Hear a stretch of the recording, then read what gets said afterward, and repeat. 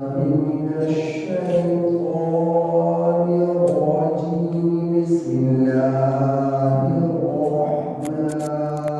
الرحمن الرحيم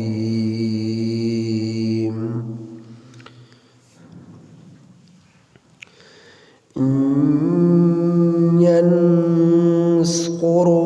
الله فلا غالب لكم وإن يخذلكم فمن ذا الذي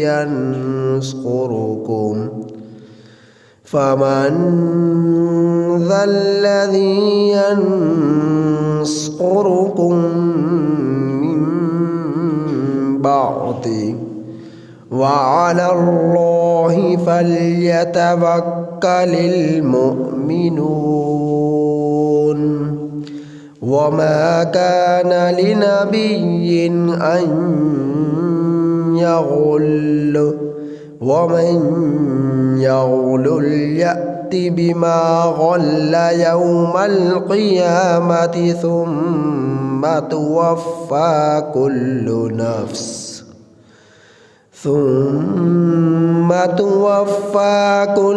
نفس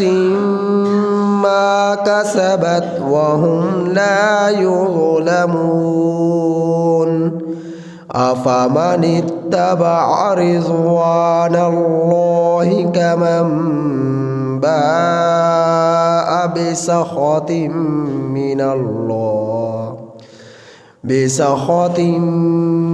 الله ومأواه جهنم وبئس المصير هم درجات عند الله والله بصير بما يعملون.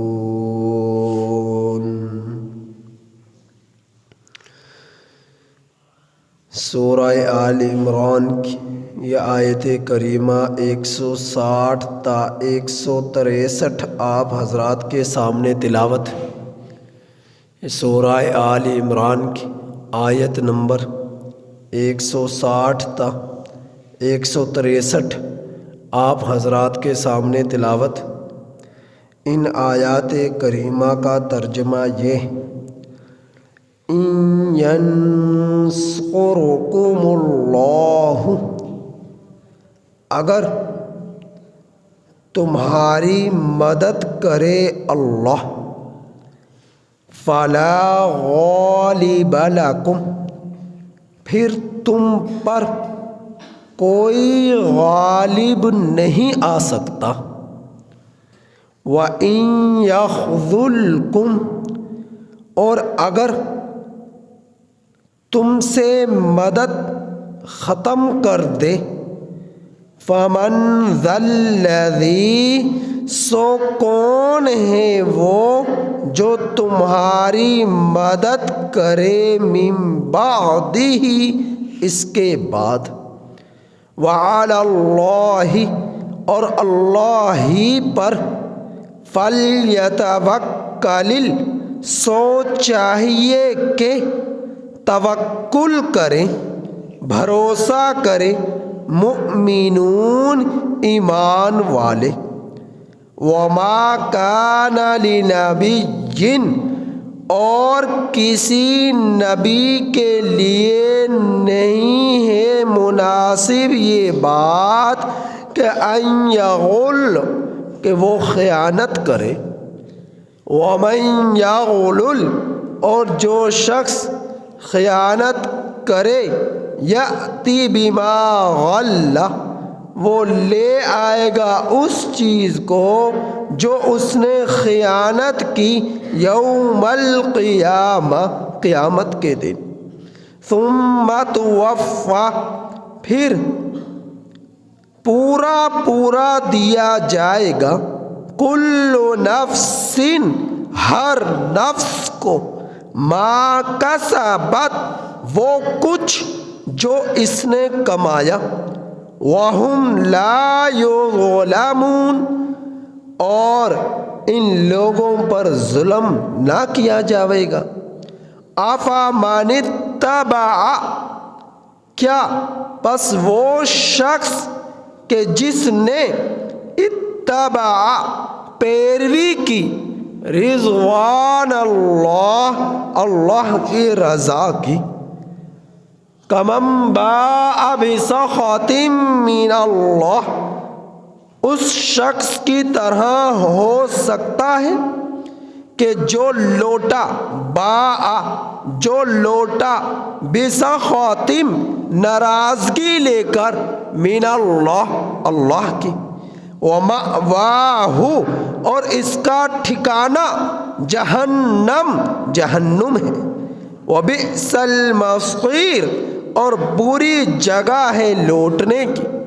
ہم درجات یہ درجے ہیں عند اللہ کے ہاں واللہ بصیر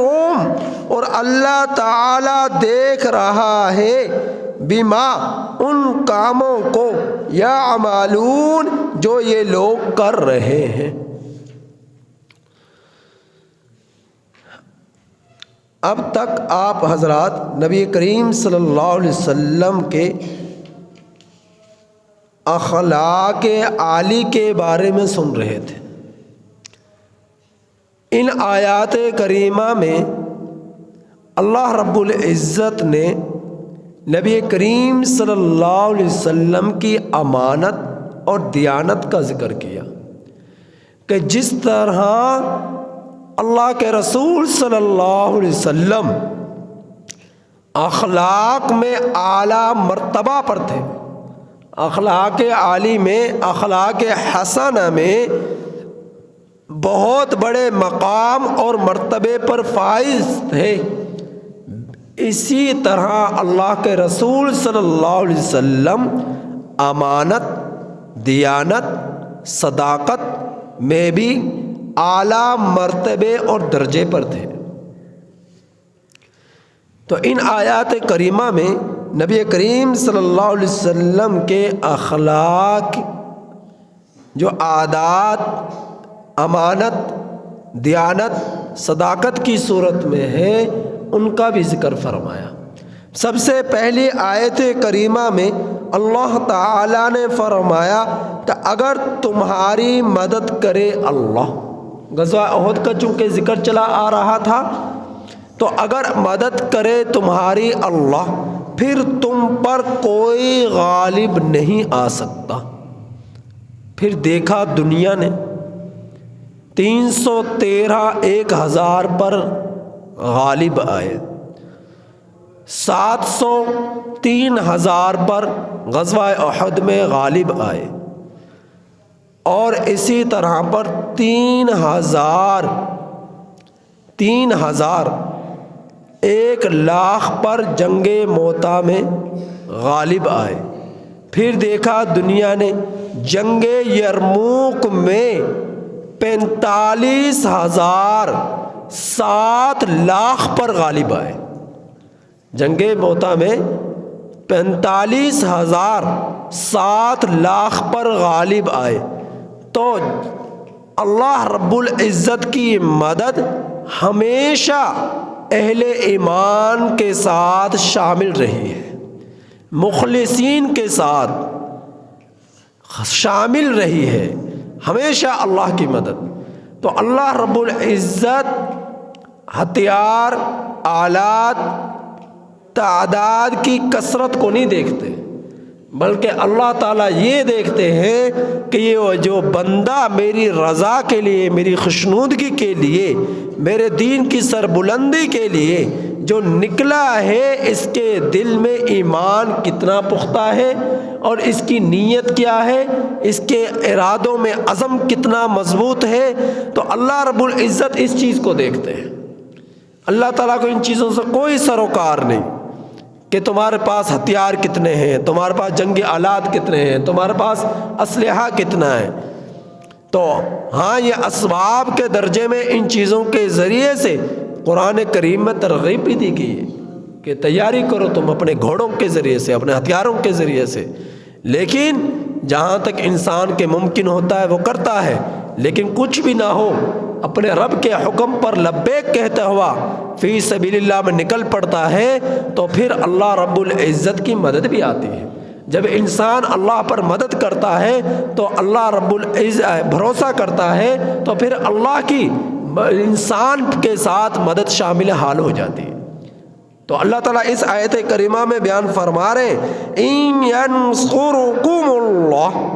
اگر تمہاری مدد کرے اللہ فلا غالب لکم، پھر نہ 7 لاکھ غالب آ سکتے ہیں، پھر نہ 1 لاکھ غالب آ سکتے ہیں، پھر نہ 3000 غالب آ سکتے ہیں، پھر نہ 1000 غالب آ سکتے ہیں۔ تو اللہ رب العزت نے 313 کے ذریعے 1000 کو شکست دی، اللہ رب العزت نے 3000 کے ذریعے سے 1 لاکھ کو شکست دی، اللہ رب العزت نے 700 کے ذریعے 3000 کو شکست دی، اللہ رب العزت نے 45,000 کے مقابلے میں 7 لاکھ کافر فوج کو شکست دی۔ تو اللہ رب العزت کی یوں مدد آیا کرتی ہے۔ پھر دنیا نے دیکھا، آج بھی دیکھ رہے، جو رب آج سے 1400 سال پہلے تھا، جو رب 1400 سال پہلے تھا، وہ رب آج بھی موجود ہے۔ جس طرح 1400 سال پہلے ایمان والوں نے اپنے ایمان اور تقوی پر نبی کی آواز پر لبیک کہتے ہوئے میدان جہاد میں نکل پڑے تھے، اور اللہ نے جس طرح وہاں ان کی مددیں کی، وہ رب آج بھی مدد کر رہا ہے۔ دیکھا نہیں افغانستان میں پوری دنیا کے کفر باطل بڑے غرور اور تکبر کے ساتھ آیا کہ ہم جو ہے چند لمحوں میں اس کو فتح کر کے واپس لوٹیں گے۔ 20 سال ذلیل ہوتا رہا، ان کے پاس نہ ہتھیار نہ آلات ایسے جنگی نہ ایٹم بم، تو اللہ رب العزت نے پوری دنیا کے کافر کو ذلیل کر کے وہاں سے نکالا۔ تو اللہ رب العزت کی مدد آج بھی موجود ہے، ہم لوگوں کے بشرطے کہ ایمان مضبوط ہو، ہم لوگوں کا ایمان مضبوط ہو، تقوی مضبوط ہو۔ تو اللہ تعالیٰ فرما رہے ان ینصرکم اللہ، اگر تمہاری اللہ مدد کرے فلا غالب لکم، پھر تم پر کوئی غالب نہیں آ سکتا، وَإِن يَخْذُلْكُمْ، اور یہ بھی یاد رکھو اگر تمہاری مدد اللہ چھوڑ دے، وَإِن يَخْذُلْكُمْ، اگر تمہاری مدد اللہ چھوڑ دے، پھر تم مجھے بتاؤ فَمَنْ ذَا الَّذِي يَنْصُرُكُمْ مِنْ بَعْدِ، پھر اللہ کے بعد کون ہے جو تمہاری مدد کرے گا، کون ہے جو تمہاری مدد کرے گا؟ لہٰذا کبھی اپنی کسی جو ہے طاقت پر غرور اور گھمنڈ کر اللہ کے مقابلے میں سینہ نہ تان کر کھڑے ہو جانا۔ ہمیشہ اپنے رب کو، چاہے کتنے ہی جنگی آلات ہوں، ہتھیار ہوں، اپنے ایمان کے اندر پختگی کرنا یہ لازم ہے، رب پر بھروسہ رکھنا یہ لازم ہے، رب کی جو ہے یا رب کی چاہت یہ لازم ہے، رب کی رضا خوشنودگی یہ لازم ہے۔ نیت جتنی درست ہوگی اللہ کی مدد اتنی ہی زیادہ ہوگی، عشق الہی جتنا زیادہ ہوگا اللہ کی مدد اتنی زیادہ آئے گی۔ تو لیکن اگر اللہ کی مدد نہ ہوئی تو پھر پوری دنیا کے مسلمان مل کر بھی کبھی باطل کا مقابلہ نہیں کر سکتے۔ اگر اللہ کی مدد نہ ہو تو اللہ تعالیٰ فرما رہے کہ میں وہ رب ہوں جو میرے لیے اپنا تن من دھن قربان کر دیتا ہے، تو پھر میں اس کی آنکھ بن جاتا ہوں جس سے وہ دیکھے، پھر میں اس کے ہاتھ بن جاتا ہوں جس کے وہ ذریعے پکڑے، پھر میں اس کے پاؤں بن جاتا ہوں جس کے ذریعے وہ چلے۔ تو اللہ تعالیٰ فرما رہے وَعَلَى اللَّهِ فَلْيَتَوَكَّلِ الْمُؤْمِنُونَ، اللہ ہی پر سوچ چاہیے کہ بھروسہ کرے ایمان والے، اللہ پر بھروسہ کر، اللہ کی ذات پر بھروسہ کرے ایمان والے۔ فرمایا وَمَا كَانَ لِنَبِيٍّ أَن يَغُلَّ، اور کسی نبی کے لیے مناسب نہیں ہے کہ وہ خیانت کرے۔ غل کہتے ہیں مال غنیمت میں سے کسی چیز کو چرا لینا، غل کہتے ہیں مال غنیمت میں سے کسی چیز کو چرا لینا۔ جب غزوہ احد ہوا اس کے اندر بہت سارا مال غنیمت مسلمانوں کے حصے میں آیا، لیکن تھوڑی سی غلطی کی بنا پر، کوتاہی کی بنا پر وہ مال غنیمت دوبارہ چھن گیا۔ اس میں سے پھر جب فتح ملی، دوبارہ اللہ رب العزت نے نصرت عطا فرمائی مسلمانوں کی، تو مال غنیمت آیا، لیکن اتنا نہ آیا پھر جتنا اول فتح کی صورت میں آیا تھا۔ تو جب وہ آیا تو اللہ کے رسول صلی اللہ علیہ وسلم انہیں تقسیم فرما رہے تھے مال غنیمت کو مجاہدین کے درمیان، صحابہ اکرام رضی اللہ تعالیٰ عنہم اجمعین جو شرکائے احد تھے ان میں۔ تو اس وقت مال غنیمت کی جب تقسیم کی نوبت آئی تو فوراً دوبارہ منافقین بھی لوٹ آئے، کہ اب تو مال غنیمت تقسیم ہو رہا ہے، تو وہ بھی آئے۔ اب مسلمان میں تو ایسی ہمت اور جرت ہی نہ تھی کہ اللہ کا رسول صلی اللہ علیہ وسلم کے سامنے خلاف ادب کوئی گفتگو کر سکے۔ وہاں منافقین کہنے لگے طرح طرح کی، اس میں تو یہ بھی تھا وہ کہاں چلا گیا، اس میں تو یہ بھی تھا وہ کہاں چلا گیا۔ ایک منافق کہنے لگا یہاں اس میں تو ایک موٹی چادر بھی تھی، وہ کس نے لے لی؟ تو دوسرا منافق کہنے لگا وہ اللہ کے رسول صلی اللہ علیہ وسلم نے الیاذ باللہ چھپا لی، اس نے یہ بات کہی۔ تو پھر کیا ہوا، اللہ کے رسول صلی اللہ علیہ وسلم کی ذات اقدس کو تو اللہ رب العزت نے پورا اختیار دیا ہوا تھا۔ حدیث پاک میں آتا ہے کہ اللہ کے رسول صلی اللہ علیہ وسلم اپنی مرضی سے مال غنیمت میں سے جتنا چاہیں جو چاہیں لے سکتے تھے، اس میں ممانعت نہیں تھی، لیکن اللہ کے رسول صلی اللہ علیہ وسلم نے کبھی اس چیز کو گوارا نہ کیا، کیونکہ اللہ کے رسول صلی اللہ علیہ وسلم کو ان چیزوں کی چاہت ہی نہ تھی۔ اگر چاہت ہوتی، جب پیشکشیں کی گئی تھی مکے کے پہاڑوں کو سونا بنائے جانے کی، تو اللہ کے رسول صلی اللہ علیہ وسلم قبول کر لیتے۔ جب پیشکش کی گئی تھی مکہ کے مشرکین نے جو ہے ان قدموں میں مکہ کے زمین کے خزانے لا کر رکھنے کے ڈھیر کر دینے کی، اللہ کے رسول صلی اللہ علیہ وسلم وہ ٹھکرا دی، تو آپ صلی اللہ علیہ وسلم کو ان چیزوں کی طلب نہ تھی۔ آپ صلی اللہ علیہ وسلم کے سامنے محرب کی حسین جمیل عورتوں کی پیشکشیں کی گئی، اللہ کے رسول صلی اللہ علیہ وسلم نے ان چیزوں کو پسند نہیں کیا۔ اللہ کے رسول صلی اللہ علیہ وسلم کی یہ عادت تھی، تو وہ بدبخت کہنے لگا کہ اللہ کے رسول صلی اللہ علیہ وسلم نے اس موٹی چادر کو چرا لیا۔ تو اللہ رب العزت نے قرآن کریم میں فرمایا وَمَا كَانَ لِنَبِيٍّ أَن يَغُلَّ، نبی کے لیے مناسب نہیں ہے کہ وہ کوئی بددیانتی کرے، کسی چیز کو چرائے، کسی چیز میں بددیانتی کرے۔ نبی کے لیے مناسب نہیں ہے کہ وہ خیانت کرے۔ وَمَن يَغْلُلْ، اور جو خیانت کرے گا تو یاد رکھے یأتی بما غل یوم القیامہ، لے آئے گا اس چیز کو جو اس نے بددیانتی خیانت کی قیامت کے دن۔ اللہ رب العزت ایک ایک ذرے کا حساب لیں گے۔ فَمَن يَعْمَلْ مِثْقَالَ ذَرَّةٍ خَيْرًا يَرَهُ، اگر ذرہ بھر بھی نیکی کی تو اللہ رب العزت اس کے اعمال میں اسے دکھائیں گے، اس کا بھی بدلہ اسے عطا فرمائیں گے۔ وَمَن يَعْمَلْ مِثْقَالَ ذَرَّةٍ شَرًّا يَرَهُ، اور اگر ذرہ بھر بھی برائی کی تو یاد رکھو اللہ رب العزت کل قیامت کے دن وہ بھی اس کے سامنے کر دیں گے۔ کوئی شخص چھپا نہیں سکتا، کوئی شخص چھپا نہیں سکتا۔ دنیا والوں کو دھوکہ دے سکتے ہیں، دیکھنے والوں کو جو ظاہری میں دنیا کے لوگ ہیں انہیں دھوکہ دے سکتے ہیں، لیکن یاد رکھو اللہ رب العزت کو کوئی دھوکہ نہیں دے سکتا۔ اللہ رب العزت سے کوئی شخص نہیں چھپ سکتا۔ تو آگے اللہ تعالیٰ نے فرمایا ثم توفی کل نفس ما کسبت، پھر پورا بدلہ دیا جاوے گا ہر نفس کو جو اس نے کمایا، وہم لا یظلمون، اور ظلم نہ کیا جائے گا۔ سوئی دھاگے کا بھی اللہ رب العزت بدلہ عطا فرمائیں گے۔ اس کے واقعات آپ سن چکے، تنکا توڑنے والے کا بھی، سوئی بطور عاریتن لینے والے کا بھی، جب واپس نہ کی تو جنت کے دروازے بند ہو گئے۔ جب تنکے کا مالک کی اجازت کے بغیر توڑ لیا تو جنت کے اندر دخول ہی بند ہو گیا۔ حقوق العباد، تو اللہ تعالیٰ فرما رہے کہ ہر نفس کو پورا بدلہ دیا جائے گا، کسی پر ظلم نہ کیا جائے گا۔ افمن اتبع رضوان اللہ، اللہ تعالیٰ نے فرمایا کہ جو شخص اللہ کی رضا کی پیروی کرے، خوشنودگی کی پیروی کرے، تو کیا اس شخص کی طرح ہو سکتا ہے جو اللہ رب العزت کی ناراضگی لے کر لوٹا؟